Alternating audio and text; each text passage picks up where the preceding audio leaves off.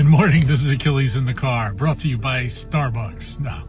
On a very balmy, cold morning here in New York after the snowstorm. Well, the stock market's a little bit balmy and a little cold as well. I wanted to get into something that I don't normally really talk about, but looking at the bond markets, the Fed has indicated that they're going to start buying treasuries right now, and that's going to push some bond yields up higher. Don't look for the long-term treasuries to go up a heck of a lot. If you're going to see any movement, you want to stick to the 10-year treasuries, because that, I think, will have more, the Fed rate cuts will have more, and the buying will have more impact there. Second thing I would look to this week, we have a whole bunch of economic data coming out, non-farm payrolls coming out today. We've got consumer price coming out today. I've talked about this before. What does it really mean? It's kind of just trying to gauge where the market was back in October. It's December right now, and I get it, but we need some guidance. You can talk about Fed cuts till you're blue in the face, but if you're talking about guidance, these are the numbers that are really give us a temperature of where the economy. If we look at CPI, later this week on Thursday, it's coming out.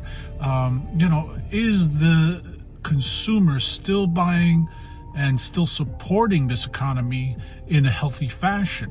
And a lot of the data is pointing to the opposite direction right now, where, the consumer's still there, but it is less now. We're starting to see where gross domestic product's going to be a lot more limited in terms of growth is concerned. We're not heading towards a recession per se right now. The data doesn't support it, but what we're starting to see is that economic slowdown we've been talking about, and it's not on a big pace. We still have the data to come out, but it is something to keep in mind. Big houses have talked about, I was reading in the journal this morning, they were talking about that some certain areas, some stock sectors are going to have what's known as a lost decade. Now, 10 years, it's pretty extreme, that you're not going to make a dime in 10 years. Historically, they've been proven wrong, and I hope this time they'll still be proven wrong. I am a perennial bull, so that just means, hey, let's go market, let's make money. I don't see the tepid pace that in the market that we saw this year. Average stock mutual funds are up about 12% or so.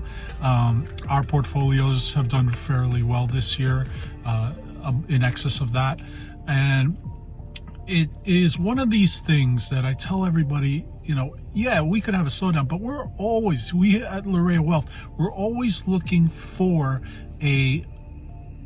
shall we say, opportunities in things people don't believe in, and I'll give you for instance, I was talking about Caterpillar back in October, and I went on TV and I talked about it, and it won over 8% in a month. We're not going to see that again in a stock like Caterpillar. It's not, it's not designed to be like that, but there are opportunities occurring right now in all these sectors, including precious metals. I'm not getting too much on the precious metals bandwagon, but the point being is that there are opportunities that one can take advantage of, and you don't have to have this knowledge. That's the easy part. Who are the best kind of clients for me? We love to work with people who are retiring, who are already retired, need to make some quick decisions about their retirement. Do I take a lump sum? Do I take the annuity payout? What, do I do single? Do I do joint? A lot of things going on there. You have to make a macro decision that affects the rest of your life. When I worked with Verizon employees and the like, who had these pension plans and needed to make these decisions, they only had a week to make that decision. Don't do it alone. That's ridiculous. So hop in, get in. Who's next? Person who's changing jobs. Why are you going to leave that money with an employer who cares nothing about you? And their choice in funds or 401k could be some of the worst. I mean, I remember a company I was working with a long time ago. I said to the board of directors, why are we using that? Well, it's cheaper. That's the typical answer I get. Cheap does not mean better. And I love how people, on the Vanguard bandwagon are always saying, oh, we're the cheapest around and we got great performance. It's like, well, you're not that cheap. That 0.25%.